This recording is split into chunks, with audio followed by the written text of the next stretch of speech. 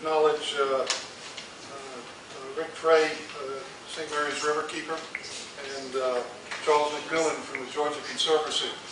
I guess the reason I took a moment to do that is that I'm just thrilled that the subject matter today, that people like themselves are aware of this and find interest in exploring some of the things that Tom's going to be talking about today. Talking about Tom, I think you had a great set of parents giving you a great name like that. Okay, Thomas Bliss is the director of the Shellfish Research Laboratory with the University of Georgia Marine Extension Service in Savannah, Georgia. Tom grew up in Chattanooga, Tennessee, where he received his Bachelor of Science degree in Biology from the University of Tennessee, Chattanooga in 1997.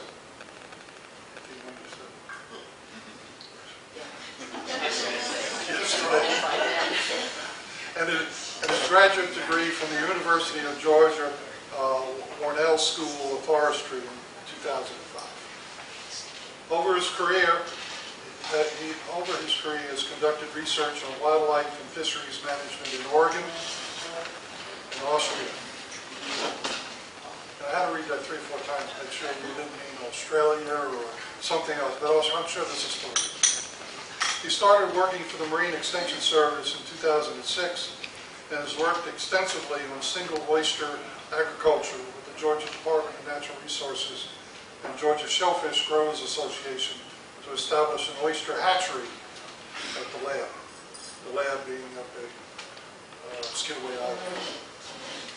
In addition to agricultural research, he continues to conduct research on living shorelines, fisheries, ecology, and invasive species. Tom currently lives on Skidway Island with his wife, Angela, and 2 children, Emma and Benjamin. I give you Tom. Tom. Thank you for having me today. And yeah, Tom wanted me to come down and talk to you guys about the aquaculture here in the state of Georgia, and specifically oyster aquaculture and how that's growing. And we had also hoped to have our DNR representative, Dominic Wadnoli, here. He unfortunately was unable to make it, so I am going to talk a little bit about the regulatory side, because it really is for managing the shellfish industry. We're the research component. DNR handles all the regulation side that has to be met to meet state and federal law. So Dominic gave me a few things that he wanted me to talk to you guys about with that. And then also the third part really is the growers. And all the work that we do is really for the growers. We are there specifically to work on issues for them, to help them out.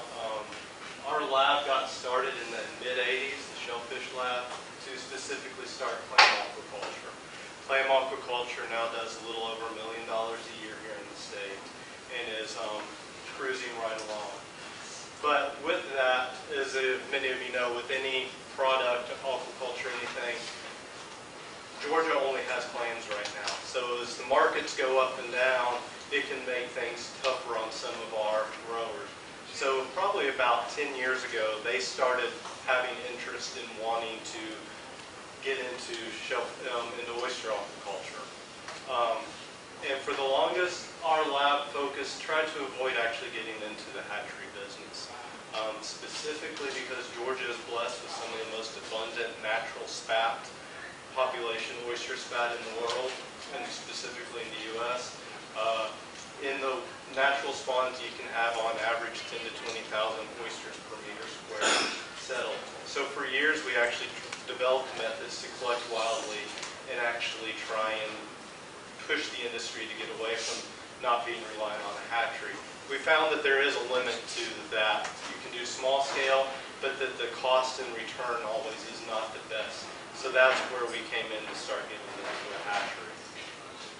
And so with that, I'll start off specifically with what is available here in Georgia, because it's a question that we get a lot. We are a small state, only when you think of a coastline, we have about 100 miles of coastline linearly. But when you look at all the estuaries, everything else we have a large area and a very intact estuary, which is unique on the East Coast. And so you can see that right now there are over 150 7,000 acres of marshland that are approved for shellfish aquaculture. 19 of those areas are in commercial leases, and then there are 7 public areas. So there are 7 different areas where you, as long as you have your fishing license, you're allowed to go and harvest in season 2 bushels of oyster a day per person. And then you can see the breakdown there by county, by the coastal counties, how many acres are in each area. And you can definitely see McIntosh and Bryan Liberty, those are the breadbasket area of where the majority of the lands have been set up for aquaculture leases.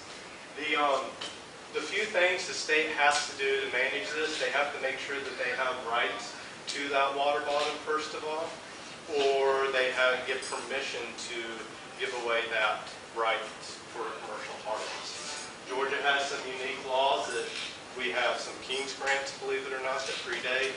We have some other private rights, so not all, Georgia is unique that not all the water bottom is state-owned. So the state, first of all, has to make sure that they have access to that water bottom. Then secondly, they have to ensure that the water is safe. There are very strict regulations that the FDA sets up, and this is where DNR puts the bulk of their time in managing. They have 120 stations that they have to monitor on a monthly basis and test out water for bacteria and other things. And that's why Dominic's not here today, because he's actually in Alabama getting retrained in some of the newer techniques for water quality testing. Because unfortunately, if the state loses their water quality testing, that automatically will not allow any shellfish to be shipped out of state. So that essentially would just kill the industry, except for locally. So that is where the state's role is very, very important, is managing that. And so that's really what Dominic wanted me to stress for them, is their focus is on management of those lands and then making sure that the growers are good stewards of those areas and then the water quality testing.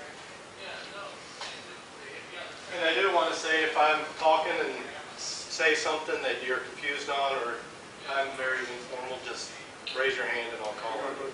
You monitor 120 stations. If any one of those 120 stations, the whole Georgia shellfish is No. stuck with just that watershed? Just what it is those stations are monitored around all the different lease areas. And what it is at the bacteria level and some other things in certain areas, if it raises to a certain point, then they will close that ground until the water. That's a specific area.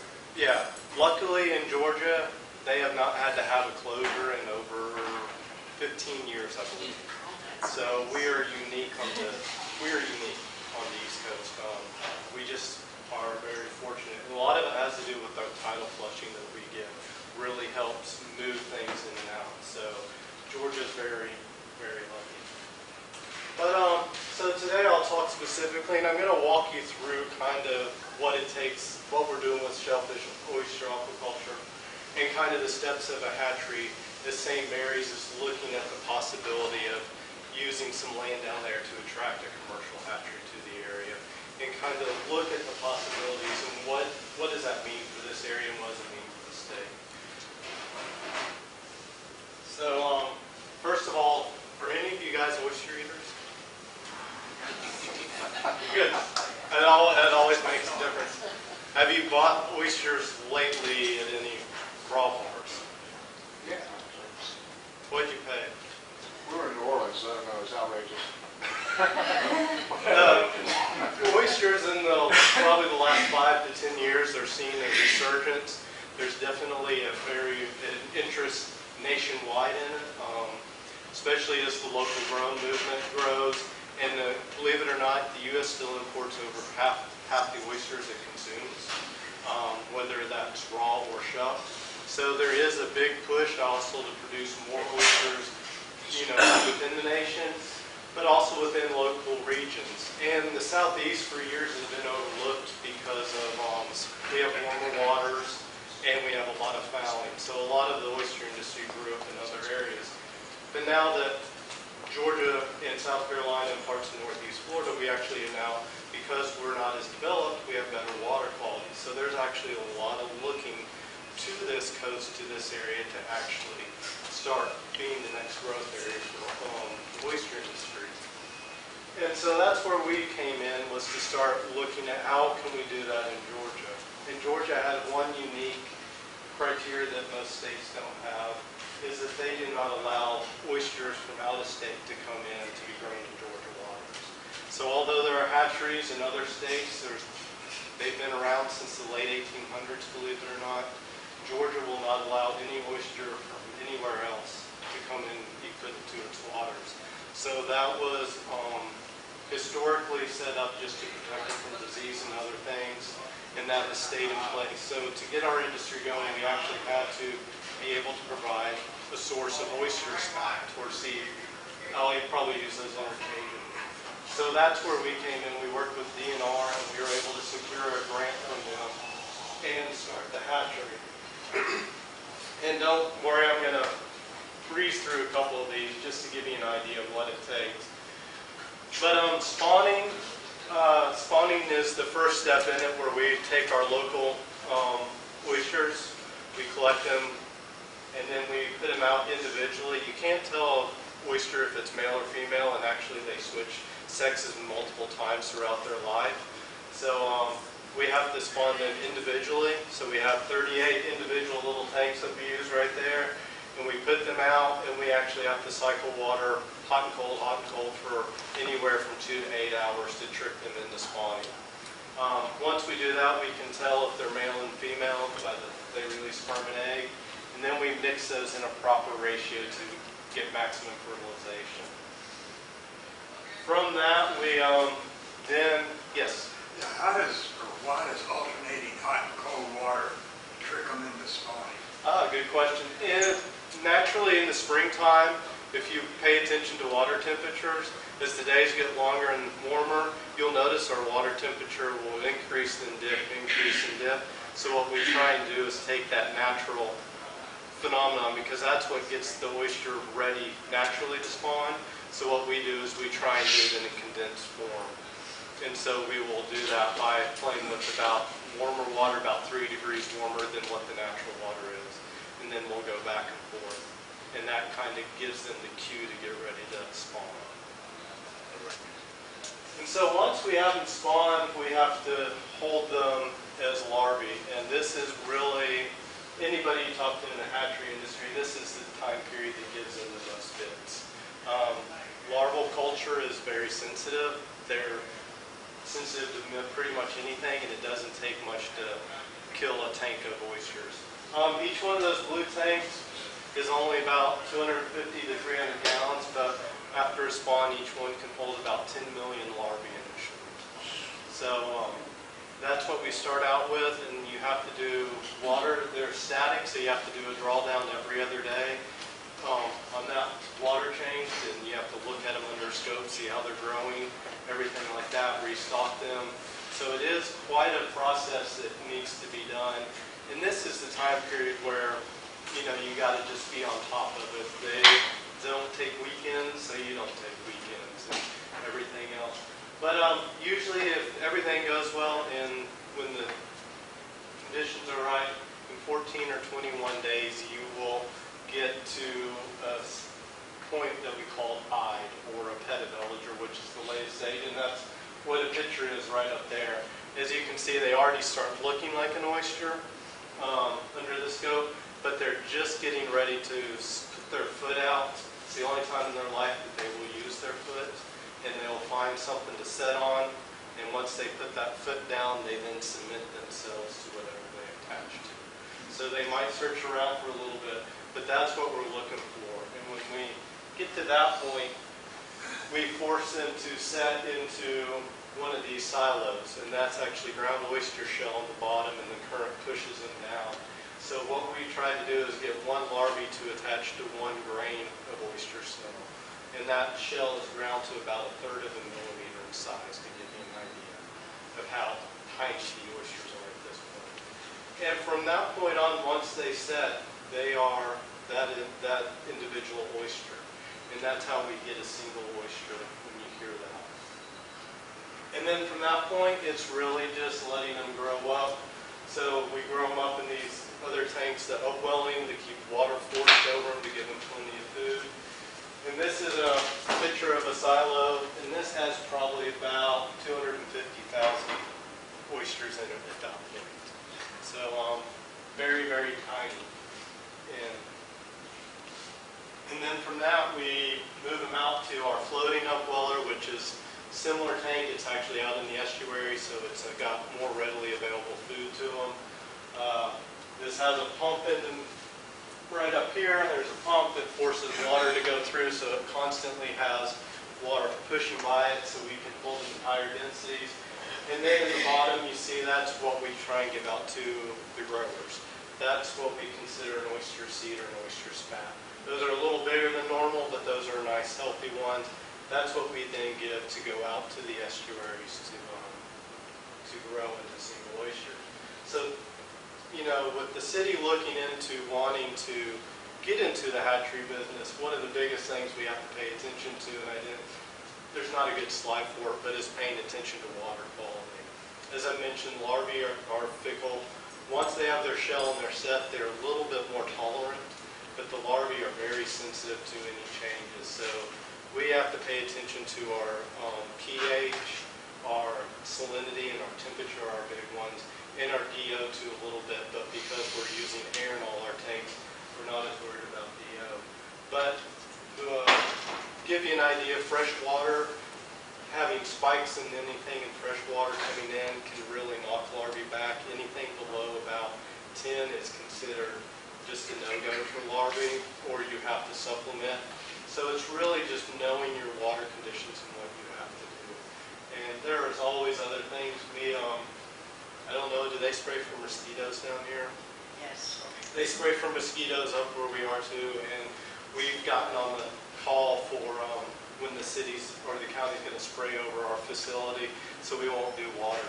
We'll bring all our water in the night before or the right before they spray, and we won't do it for 24 hours. Because even though it is specifically for mosquitoes, they're still sensitive. We just don't want to take the risk of that. And we also use carbon filtration. So there's a lot that goes into getting these guys to this point. Once we get them to this point, we'll give them to our growers, and we're working with them on the best methods to use in the state. Since we're still new at this, we're using gear and trying gear that was developed in other regions, seeing if it works here, and if not, how can we tweak it? How can we make it work better for our environment? And currently in Georgia, we're only allowed to use gear that's on the water bottom. We are not allowed access to the water column yet. So other places are able to float gear and do other things. Georgia right now, regulations are not there. But as we talk to the state, that is an area that we're trying to research, and they're working with us to see if they need to, change their regulatory authority to see about getting permission in certain areas for that. Tom, how many growers did you say you supply these spat to? We have 10 growers in the state, and we'll be supplying spat to all 10 of them. And while we're under grant, the grant was really to get the hatchery started, but also to get our growers used to handling oysters and see if they had an interest in doing it. So for the first 2 years we've under the grant, we actually are providing limited grow out gear, all the spat we produce free of charge to them, and technical advice. So the idea is to try and give them a no-cost entry into it, to just get their feet wet and see if they want to adopt it. We have some that are very successful clam growers that they might not go a lot into oysters right now. We have other ones that are looking to go into oysters. So it's up to them, but right now all 10 of them are working with this. And so what you see here are some different methods. These are just bags on racks. This is in a cage, a little bit of extra protection. But these are smaller ones, so they're stocked in a higher density. When they're small, you can we do about a third of a volume. If you hold the bag on end, it fills it up by about a third. So this probably has about 1,000 oysters or more in it. As they get bigger to adult size, or getting closer to harvest, we drop it down to 250 per bag, so that you have plenty of space for that oyster to grow and to feed, so that you don't get the crowding. And at this point, really the biggest hindrance we have is keeping wild oysters from settling on top of them.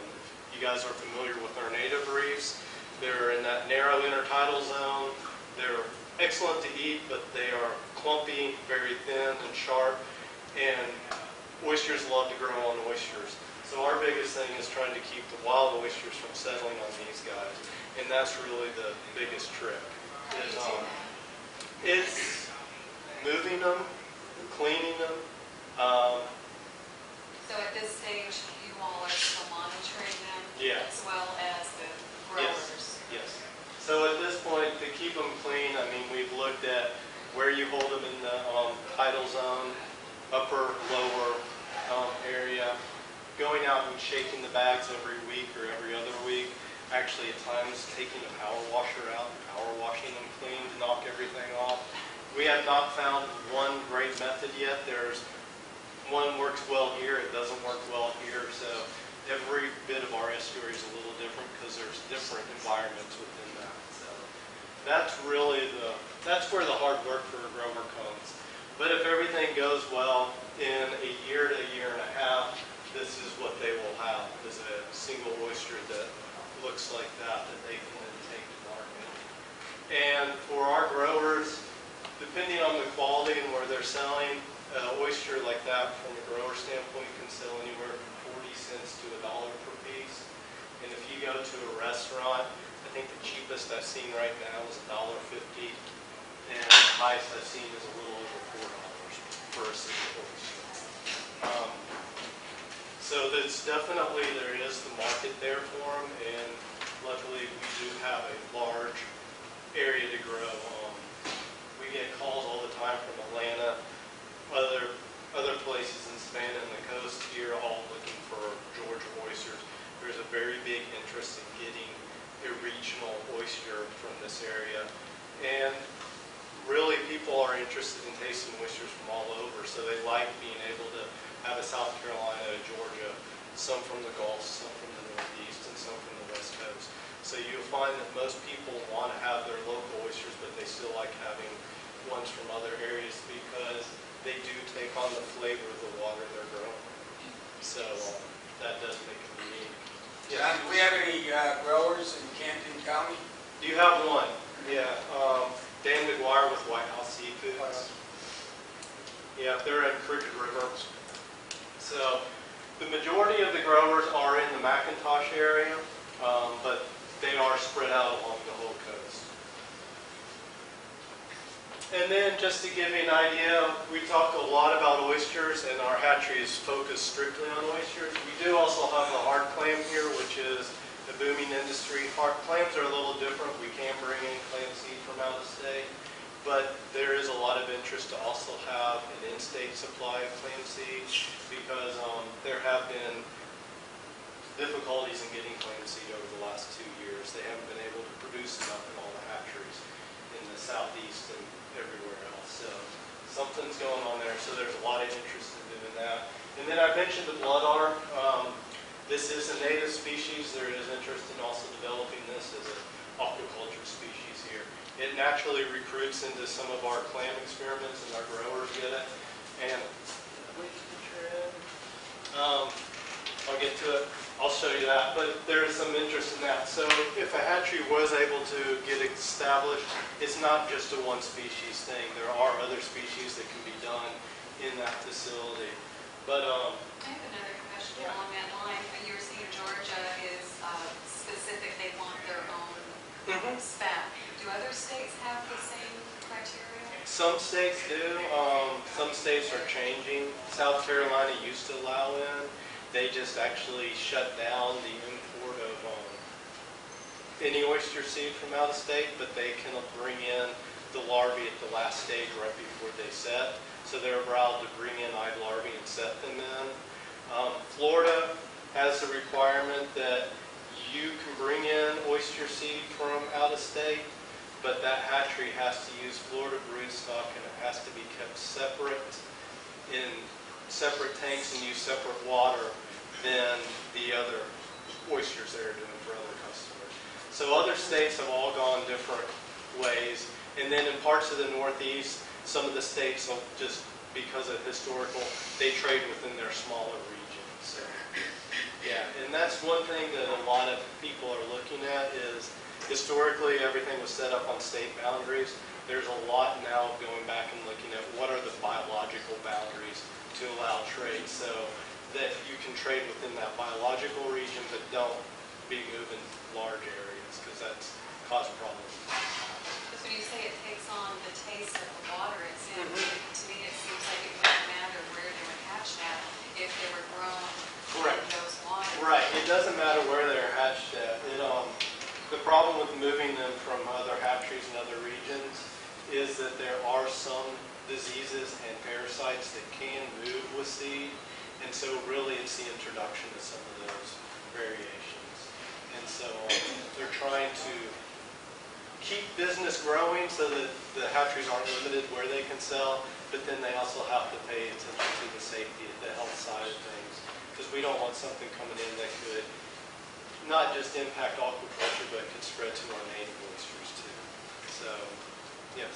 Tom, when I go to White House Seafood and buy single oysters, Chesapeake oysters, have they all been through a similar process? I mean, are they raising single oysters up there as spat and putting Yes. them out? Yeah. So they're just basically ahead of us in the game. Yeah, and you got to remember the Northeast is traditionally where oysters and shellfish has been big. They've been doing aquaculture since the late 1800s up there. I think the first hatchery that I have cited somewhere is from 1889. So they have been doing oyster and clam aquaculture for over 100 years now. So yeah, they're very much there, and that's really, the Southeast was overlooked for a long time just because of our warmer waters. You always hear eat oysters only in our months. For us, it's a little different and shifted a little bit based on water temperature. But during the cooler months here, we still are safe to eat. So it's just taken a little bit of a change in understanding about that. But this is just a real quick idea of what goes on with clamming. It's going to be a little different than oyster aquaculture. This is just a big area in the mud flat, has protective screening really to keep rays and other things from getting in there and eating it. But the clam seed that you see on the left, they're just broadcast into the mud, and then they're covered up, and you can pretty much leave them alone for 6 to 12 months, and then you can go out and harvest them. Clams are able to move around, so they can bury themselves down in the sediment. Then they're siphoning up the feed, and if the sediment buries up a little bit, they can move up and down with that. So our estuary, our muddy areas here are actually very well suited for clam aquaculture, which is why I was the first one to take off here, because our area was just perfect for it. And then I mentioned the blood arc. It does get its name because it is red. It has hemoglobin, so it does give a unique flavor. It's not big in our markets and restaurants, but Asian food markets love the blood arc, and there's a larger population in Atlanta and other areas, and they are really looking for a source of this. So we have a couple growers very interested in that. So, but there is not any hatchery that supplies normal supplies of arcs. So those are other species that, if hatcheries get established, that there's the potential to expand markets in other areas. What are we seeing in the left picture there? Those are clam bags, but you can actually grow arcs in the same way as clams. And those are ones that we actually got a experimental spawn off in Florida with a hatchery partner that we were able to bring in a small amount with the grower and grow out. So those were some that we were monitoring down there just to look at their survival and stuff. And then with that, I'll be happy to open it up to questions, and then I know there's probably more questions about St. Mary's and what you guys have going on here too. Yeah, Tom, you made it clear that there's basically two major components. You got your hatchery operations, where you generate the oyster spat, and then the farming operations, which now you have 10 people you can supply. I know that the city of St. Mary's has been doing water sampling to try to determine the indications of that water and whether or not it would support a hatchery here in St. Mary's. Would you speak, and they've provided you some of that data, and I know it's a limited amount of data, and we're working on it. Would you speak to that as far as what you're sensing and seeing and your evaluation of what you've seen so far? I mean, for just looking at the data I've gotten preliminarily, right now it looks favorable, that there is a possibility. Once we have a little bit more, there's some commercial hatcheries that I'm going to be in contact with to give more of a commercial standpoint, because I realize I'm a researcher. I look through it at a different lens than a commercial, but one thing I know commercial guys are always interested in, what's the water quality and what's around and what do I have access to. So knowing that there are approved lands in Camden County, that the water quality right now does look favorable, I think it's now at the point where I can reach out to some commercial hatcheries, and you guys can start that conversation to see how you as a city want to move forward. Yes? The oil release that we had in the Gulf a few years ago, there's a discussion that it's gotten into the Gulf Stream. And then it would come around Florida and hit our coast. Are y'all seeing any impacts of that now? And do you have any comments on what that might do to our agriculture? We have not seen any impacts from that. I don't track any of the oil stuff directly, so I can't say how much made it around, but we have not seen any impacts that I would say would be linked back to. Yes? At a more local level, from a civic involvement standpoint, what could the county do to maintain the kind of water quality that might allow an indicator species like the oysters to continue to be commercially harvested here?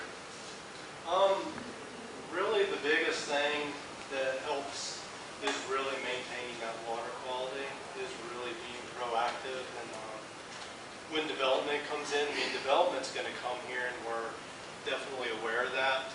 I think working with the county and with the researchers and stuff like that to put in the infrastructure to best handle, if it's stormwater runoff, if it's using buffers, is it using that, anything that can help that water quality. Water quality is important for shellfish. And one thing that we want to maintain is we want the aquaculture to grow, but we also want our natural reefs to thrive, to keep thriving. Georgia's very lucky. We still have very abundant shellfish in our waters. We don't have the problems that you hear about in the Chesapeake and other areas where they have maybe 1 or 2% of their historical amount. From all indication, we have the same amount of oysters that we had in the late 1800s, just because we have such phenomenal recruitment, and we haven't had some of the disease issues that have hit other places. So protecting that water quality definitely helps, and it'll also protect the marsh. That marshland buffer is also very important too. Yes. Oyster farming 101. Yes. What environmental conditions are optimal for oysters to thrive? The freshwater, tidal, whatever that kind of. They do best in that brackish zone. So if you get in high salinities on the ocean side, they don't like the higher salinities. Usually when you get above 30, they start getting stressed. The ideal range for oysters to grow is between 10 and 27 when you look at salinity. 10 parts per thousand to 27. That is the ideal comfort zone for oysters to grow. Adult oysters can handle below that down to 5, and they can actually tolerate for a couple weeks down to 0. But larvae can't. But that 10 to 27 is optimal. And within Georgia, we're very lucky. We have a very expansive marsh area, so we actually have a lot of areas from our sounds all the way upstream in a lot of areas that we have a lot of our areas hit that 10 to 27 range. And so we're lucky. So salinity is the biggest. Temperature is, they will get stressed out. I haven't seen our water temperatures stay prolonged. Usually it's above, I think it's 33 degrees C, which translates up to close to 100 degrees is when you start seeing stress. we don't get cold enough to worry about it. In the Northeast and in Canada, their beds actually freeze over in the winter. They sink everything below the ice and they don't harvest in the middle of winter. So they can tolerate colder waters than we get here. So that's really, salinity is the biggest thing when we're out in the environment looking at. That's one of the biggest things. Second is looking at the type of mud bottom you have. How that bottom is depends on what type of gear and how you'll work that area. I don't know if any of you have had the opportunity to walk around in our marshes. You can be anywhere from ankle deep in mud to waist deep in mud. So it really depends on what that bottom is will dictate what you have available to you. So that just changes. But water-wise, it's really our salinities is what we pay attention to. But they can grow in any of those mud fluctuating areas? As long as they do not get buried in sediment. Since oysters can't move, if they get buried, they will die.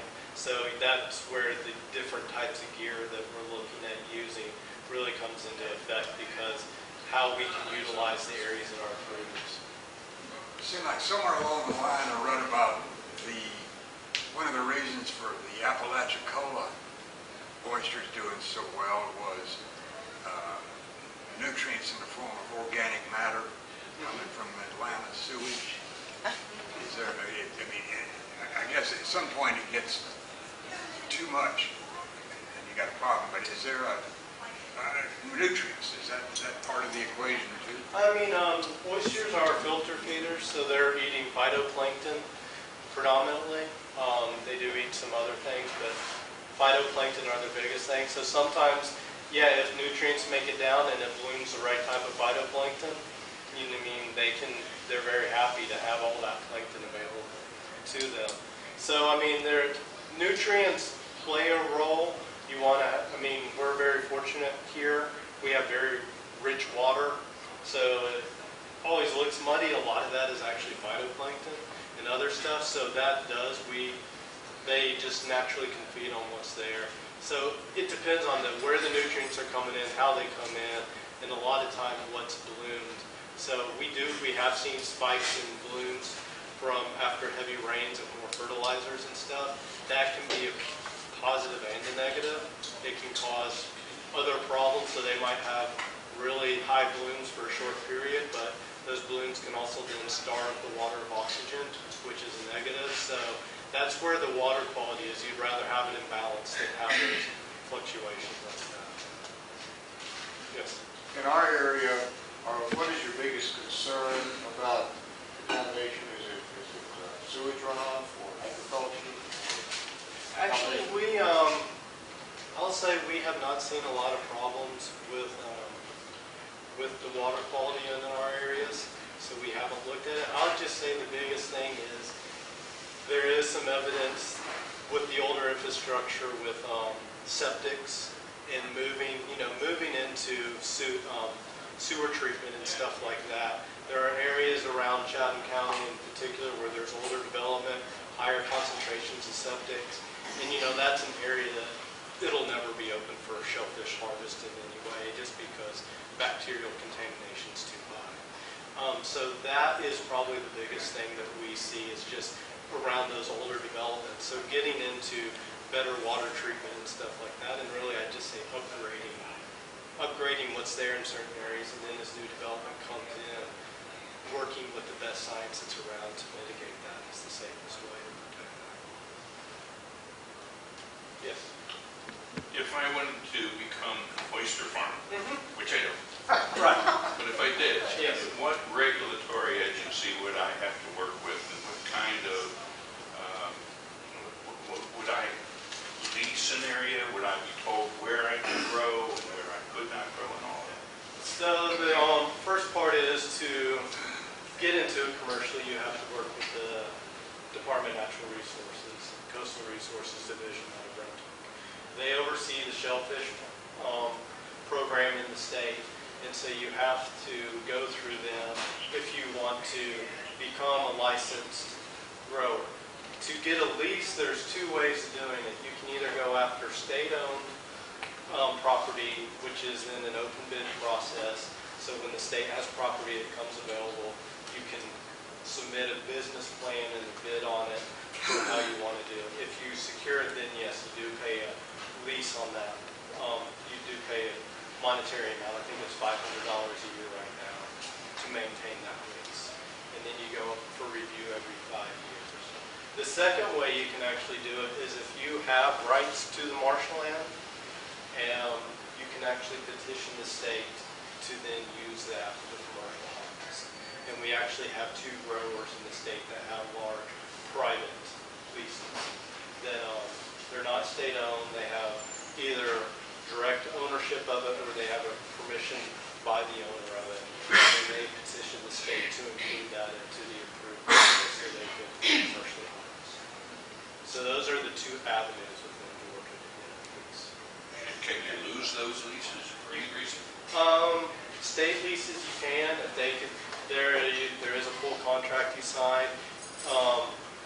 You have to be a good steward of the land. That means for wild harvest, anything you remove wildly by volume, you have to replace back, I think, 1/3 to 1/2 the volume.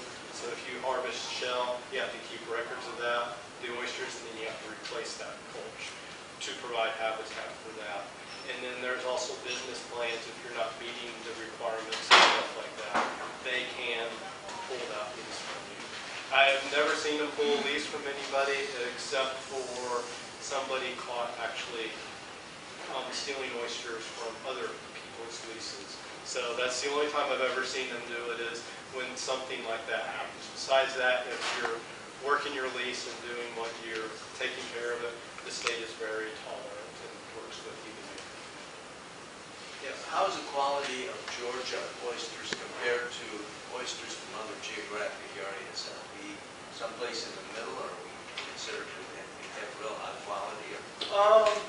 We're just starting to do that, so we don't have a lot of feedback on it. We have gotten our oysters to a couple of conferences where they've been oysters from other areas, and we actually into a couple of places up in the northeast in Atlanta.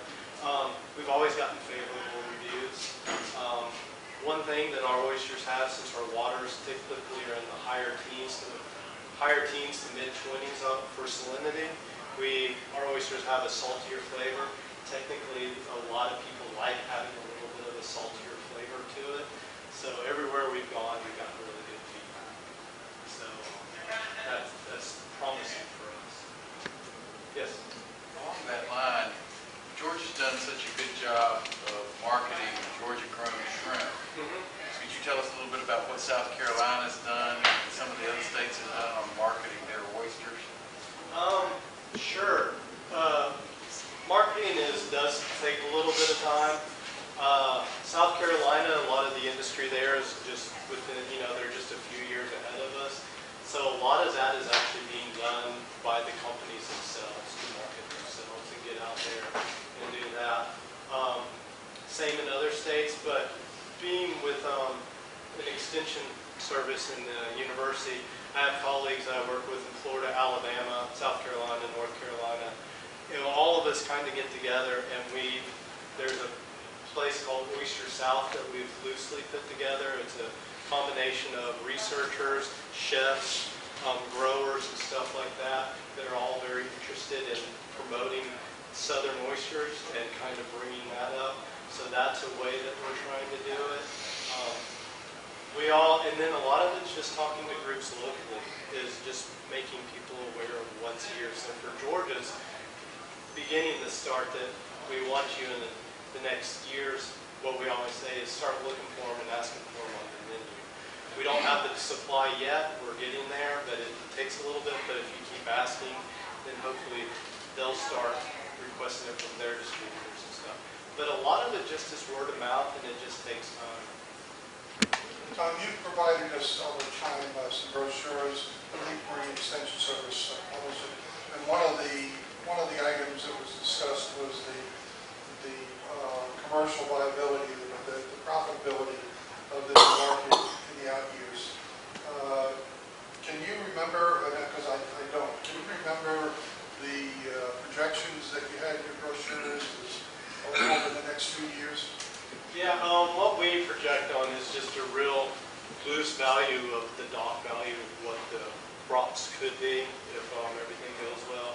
So we estimate that from about I can remember correctly, if we get a couple, I think if we get about 200,000 oysters out, that has the potential to increase the dock sales of oysters by about $50,000, which is not a lot, it's a small amount.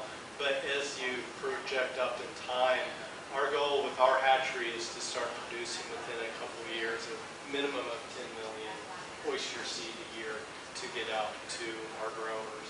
And that is about the capacity that me as a university wants to be in. And That's when the lead stream comes in, right? Right. And that's where commercial hatcheries come in, because I don't want to be in the business of propping up a business. I don't want to be the commercial supplier.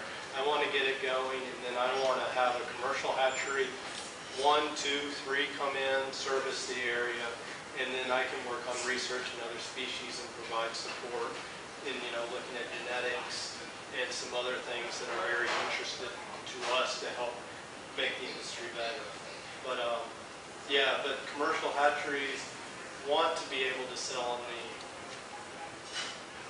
probably around at the minimum 25 to 30 million oyster seed a year before they'll look at the moving in an area. So we got to get that demand up by our growers before. But I think, looking at it, it'll be good. Tom, you, as I recall, you've been doing this for several years, and it's you and 2 people that are helping you that are doing this. You've obviously been successful. Is the state looking to increase your effort, to grow your effort, to give you more opportunities? Right now, we're on the grant fund. I'm still scrounging for money to maintain us, to keep us going when the grant ends. We did petition the state this last year to get permanent funding to keep the research hatchery going. Unfortunately, we did not get funded this year, so we're going to go back at it next year for the same thing. Because really what we've looked at is, you look at all the other states that have been very successful with driving the oyster industry, and one thing they all have in common is a strong university doing some research and providing support. And so that's what we want to do, is we've gotten this started, and we want to maintain the university presence to help the industry continue to grow. So that's really what we're working for right now. Yes? Assuming water quality is good. Yes. And your testing is favorable, what kind of investment would St. Mary's have to make into this venture? What kind of a return? I know these are wild figures right at this point. What kind of a return could you expect? The investment really is how much infrastructure has to be added to the property. To do a large-scale hatchery, you have to have 2 areas really. You have to have your area for your larval producing and maintaining the oysters. The other side that we're just getting into is growing algae to feed everything. Right now, on a small amount, we can get by using a commercially produced paste that we get from California. But as soon as you scale higher, that is not commercially viable. It gets expensive. So you have to grow your own algae. And so you're looking at, just tanks and everything else to get into the larval side of things. You're probably looking at $200,000 just in tanks and pumps and stuff like that. But that's not talking about the building that would need to be, air conditioning and stuff like that you need in certain areas. To get into algae production can be probably another $100,000 at least to maintain all those cultures. And then you're talking about the staff to run it. So that's why a commercial hatchery, says at a minimum it won't look at opening in an area till they can sell 25 to 30 million, because they got to look at, that would make them enough money to do a little more than break even, but essentially cover their cost once they're up and running. That doesn't go into really paying off a mortgage and building again. So That's where it is a big investment up front. Most new hatcheries that get built from scratch, typically I've seen anywhere from $2 to $8 million spent on a hatchery to get started. But can you clarify that point, if you would? I mean, it's not, when you talk about a municipal investment, investment from the city is basically, would be looking at providing the land and access to the water.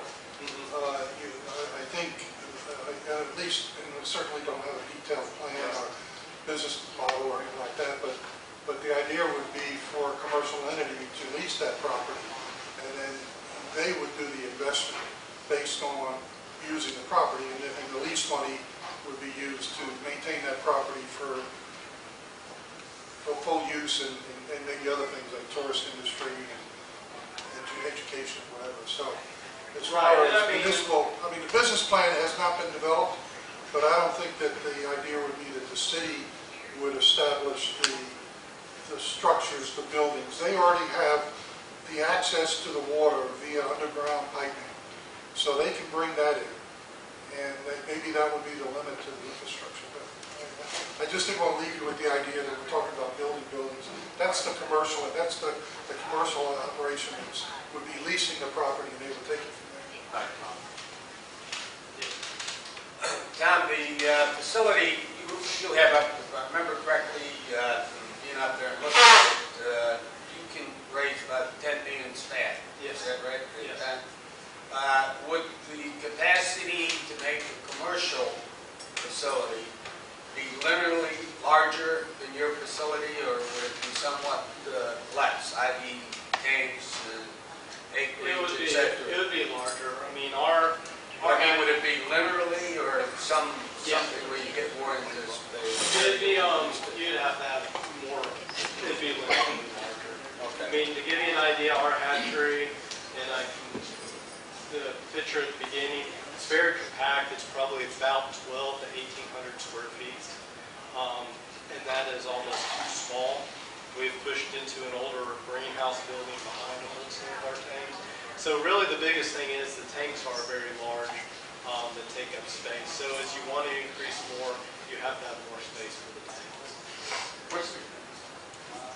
From an economic development standpoint, when you have one aquaculture group making such an investment, given the high quality that oysters require, would you tend to attract other aquaculture pursuits, like maybe soft shell crab or some other things?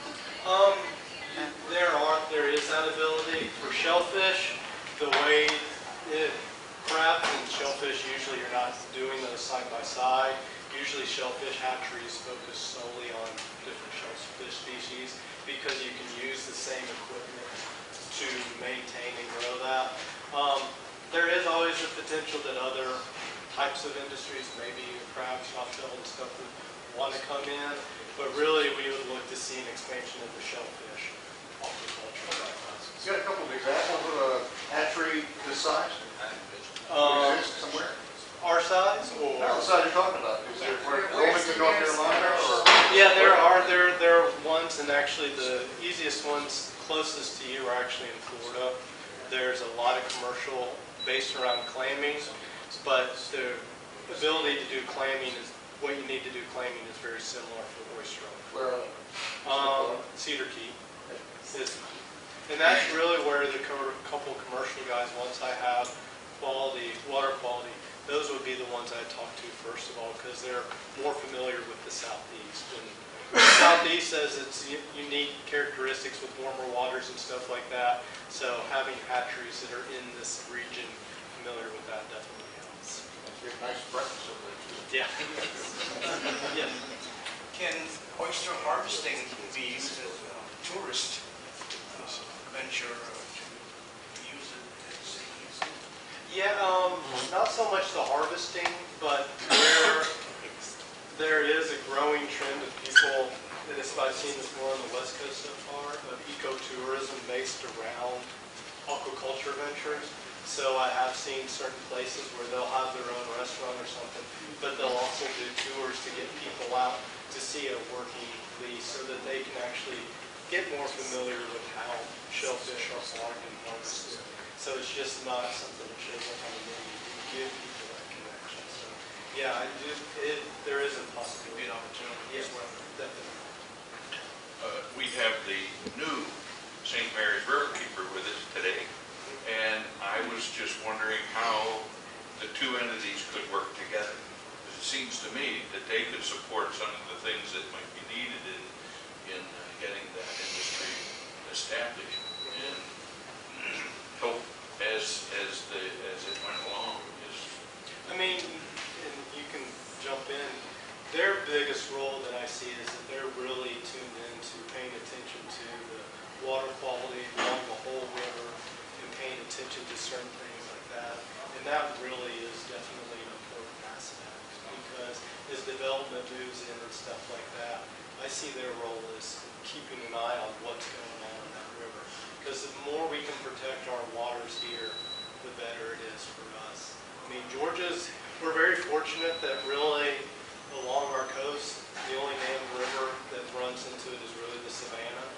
And that has minimal impact, believe it or not, on the entire coast. The way it is, it predominantly all goes offshore. Most of where our growing areas are includes by the Ogeechee, Omaha, Satilla, and St. Mary's. Those are the four main rivers, and we're fortunate that they are minimally impacted by dams and other stuff. So we don't have some of those problems. So really their role, I see, is keeping an eye on that water quality. If they see something wrong, they can do a better job of raising the flag so that we can keep this coast safe. Yeah, our concern is primarily water quality. Actually, the St. Mary's River, we're pretty fortunate, is a fairly clean river, considering our location on the East Coast between major metropolitan areas. We haven't been victimized by a lot of development yet. So part of what we want to do is to work, somebody said, working with the counties, and we have 4 counties, 2 states to deal with. So what we're looking at is land use, proper land use, particularly when development comes in. We're also looking at the hot spots of E. coli and fecal coliform on the river. And there are a couple of spots that we're paying very close attention to.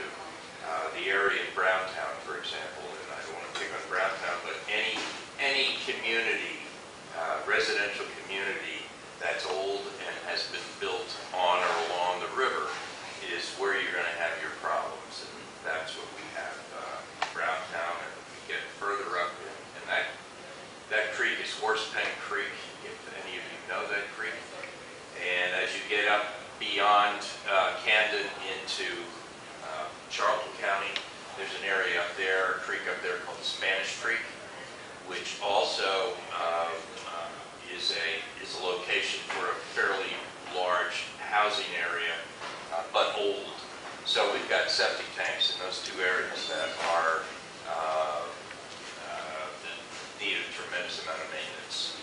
The problem we have is that it's all private property, and we live in the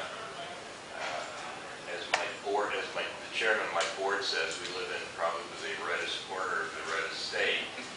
Property rights is a big issue for many people, particularly river people.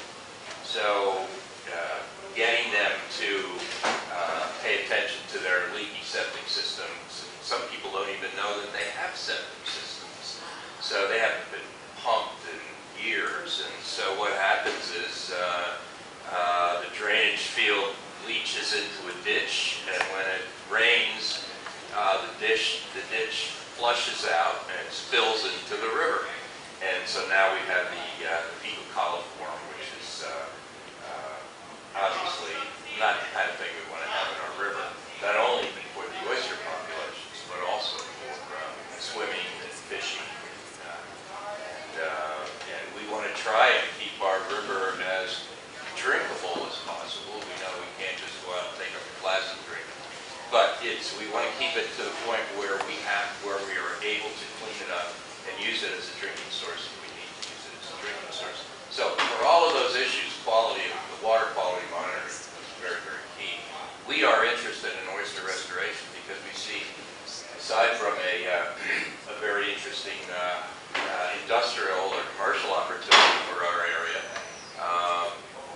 also see the oyster as a kind of an indicator species of how well the quality of the water has been maintained.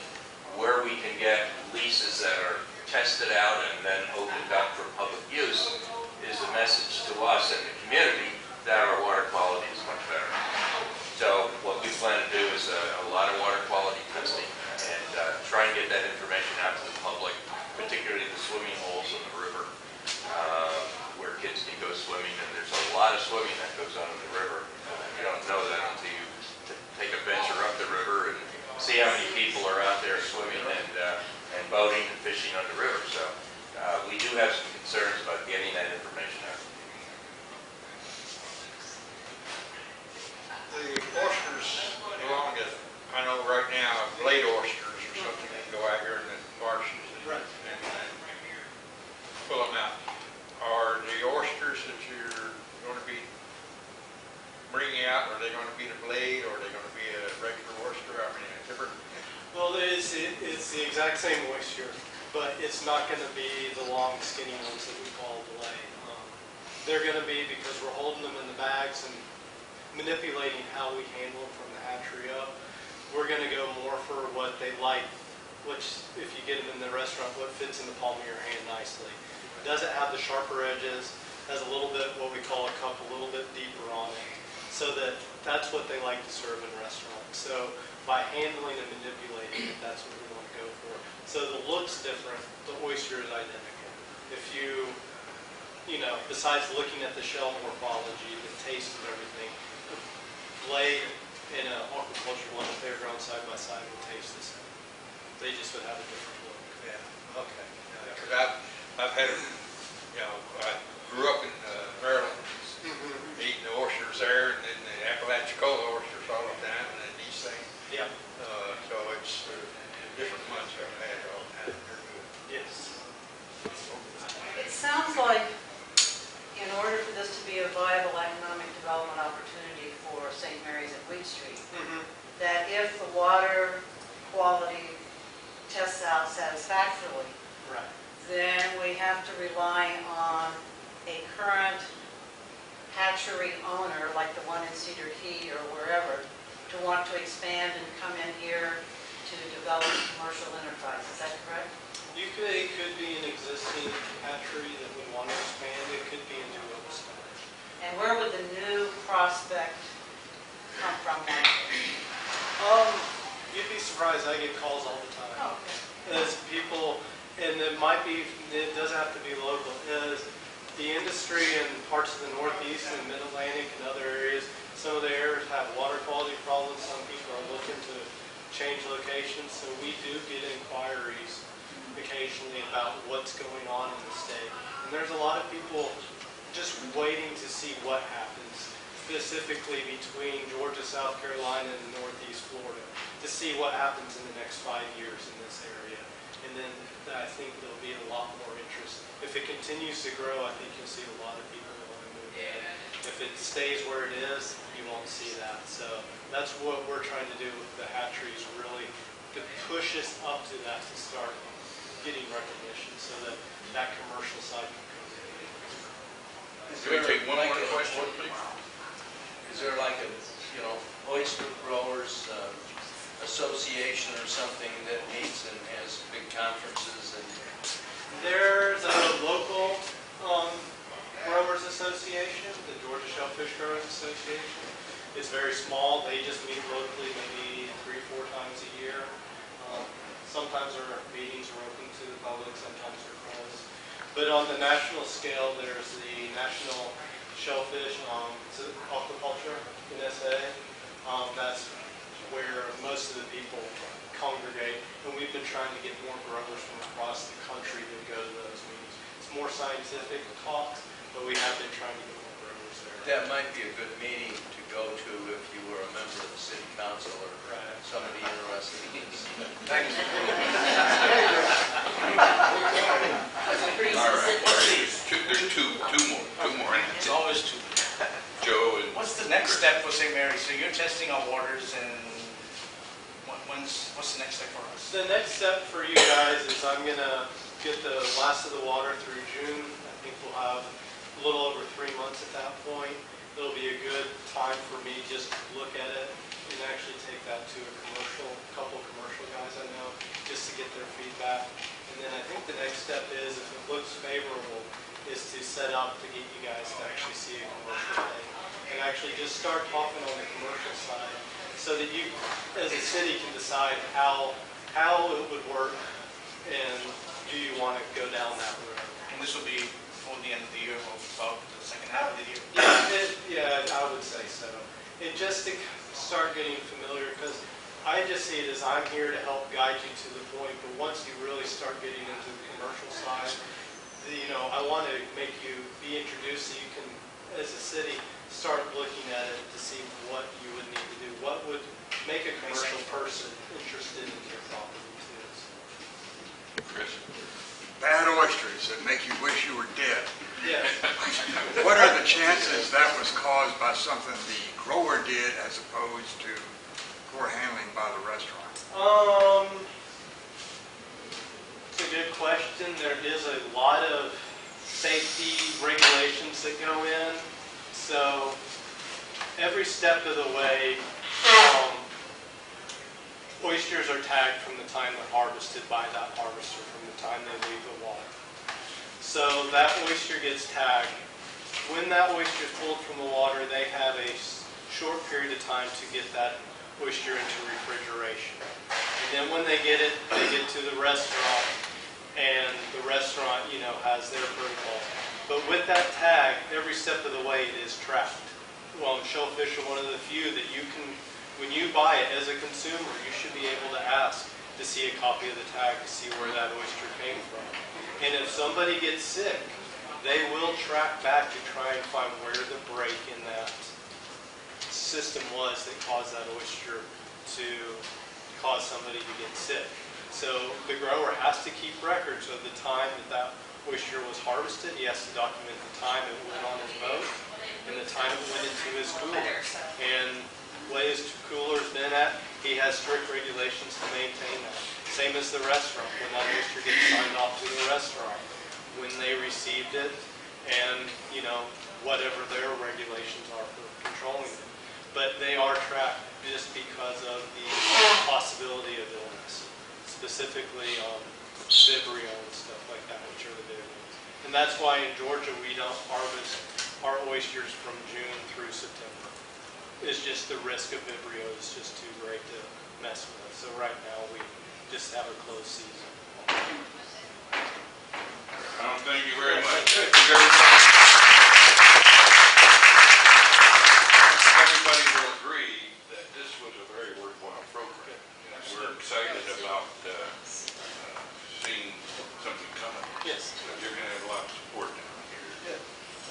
Thank you. Really appreciate you coming down. You came down from Savannah today, and we appreciate that. Very welcome. Thank you.